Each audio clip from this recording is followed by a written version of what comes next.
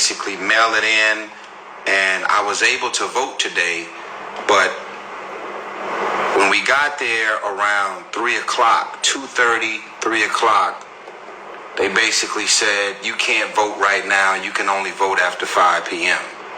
Now, if we had a flight, if we had some other gigs that we were scheduled to do, just the fact that we had to wait another 2 hours, random. I was like, well, we're here now, can we vote now? They're like, nah, you got to come back at 5. So he had to cancel a studio session, meaning my brother Jeezy. I had something else to do. I had to push it back so that we can get back there at 5 o'clock to vote. The point in me putting all of this up in real time is that I just want y'all to know, man, in Georgia, they're going above and beyond to create any little loophole and anything imaginable to stop us from voting and stop us from having our voices to be heard. Now, I don't know if y'all heard about this, but in Georgia, the current governor made it illegal for you to pass out waters or food to anybody that may be tired or, if you're thirsty, tired, or hungry and you waiting in line for 4-5 hours, he made it illegal to pass out water and food to people while they're standing in line to vote. Like, you can be arrested for giving someone some water. If you got a senior citizen and they're out there barely standing or sitting in a wheelchair and you want to give them some water just so that they can stay encouraged to wait in line, they made it illegal to do it, man. So shout out to Jeezy.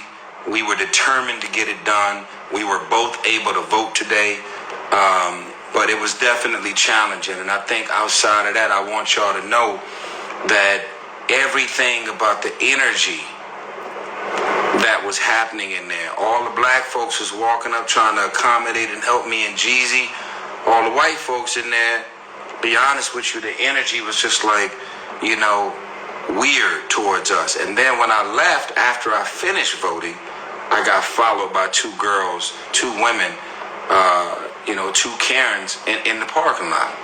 So everything was uncomfortable, and all of it was supposed to discourage me from voting and my boy Jeezy, but we was able to get it done.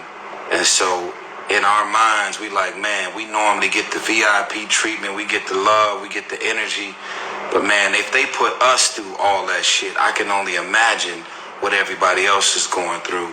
So whatever city, state you living in, just stay encouraged, stay in the line, and just know, man, these folks are going above and beyond to stop us from our voices being heard, man.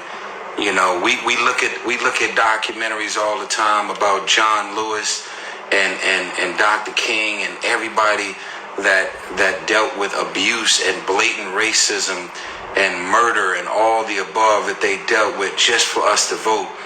And you would really feel like, oh, that happened in the 60s. Man, this shit is still happening today.